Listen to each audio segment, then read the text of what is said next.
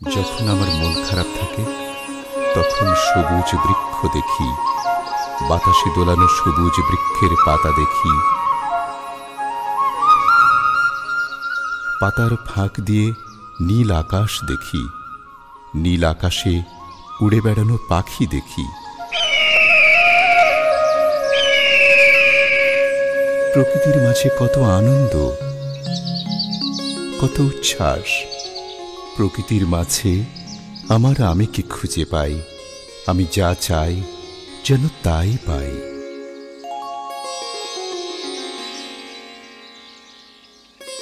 এখানে পুরনো একটা ঐতিহ্য আম গাছ, আর আম গাছটা অনেক সুন্দর, অনেক বড়, তুলনা করার মতো না আম গাছটা। এই গাছটির বয়স কত বছর এটা জানেন? 220 বছর লেখা আছে। কোথা থেকে এসেছেন? আমি ঢাকা থেকে আসছি। এখানে এসে আপনার কেমন লাগছে? খুব ভালো লাগছে। আমি তো ওয়ার্ল্ডে 30টা দেশে গেছি, হ্যাঁ, কিন্তু এইরকম এত বড় আম গাছ আমি দেখিনি। এখানে এসে আপনি কি কি অভিজ্ঞতা অর্জন করলেন? এই গাছগুলা মানে অনেক ডিফারেন্ট টাইপের, ডালগুলা অন্যরকম, নর্মালি যেরকম দেখি ওরকম না। এই জায়গাটি কিসের জন্য বিখ্যাত?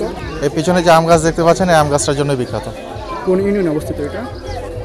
ইউনিয়নটার নাম আমার সঠিক জানা নাই, আমি একটু দূর থেকে আসি, রানীশঙ্কর উপজেলায় আমার বাড়ি।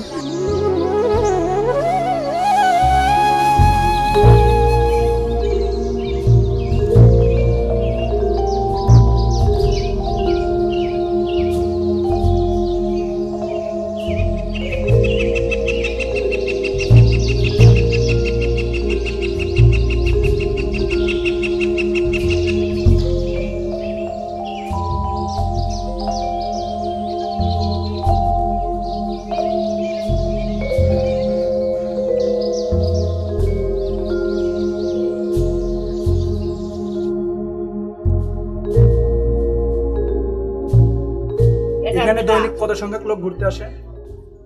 100 কিংবা 120, 150 এরকম। মানে কোন কোন জেলা থেকে বেশি লোক ঘুরতে আসে? বিভিন্ন জেলা থেকে, বরং ঢাকা থেকে বেশি আসে। ঢাকা, রংপুর, দিনাজপুর। বাসা কোথায় আপনার? ঠাকুরগাঁ। আপনার জেলায় বিভিন্ন জেলা থেকে অনেক লোক এই আম গাছটি দেখতে আসছে, এটা দেখে আপনার কেমন লাগছে? ভালো লাগছে। কোথা থেকে আসছেন ভাই? আমি আসছি হচ্ছে আপনার ঢাকা থেকে। ঢাকা থেকে? কোথায় থাকেন? ঢাকা খিলক্ষেত। এখানে এসে আপনি কি কি দেখলেন?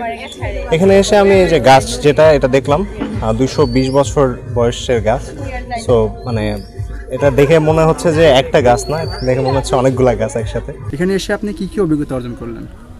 এই গাছটা অনেক বড়, মানে এমনিতে আগে ফেসবুকে দেখছি, ওই জন্য দেখার জন্য আসছে।